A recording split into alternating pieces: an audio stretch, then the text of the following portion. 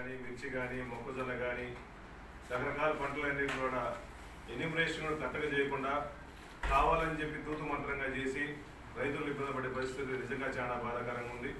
మేము డిపార్ట్మెంట్ కూడా agriculture department కూడా చాలాసార్లు చెప్పుకున్నాము.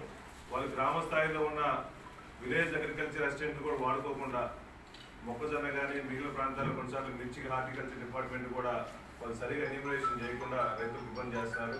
దయచేసి కలెక్టర్ గారు ఇన్వాల్వ్ అయ్యి ప్రతి ఒక్కరికి డ్యామేజ్ అయిన ప్రతి ఒక్కరి అందరూ కూడా ఆదుకోవాలని చెప్పేసి మనస్ఫూర్తిగా తెలియజేస్తూ వైఎస్ఆర్ పార్టీ తరఫున డిమాండ్ చేస్తున్నాము.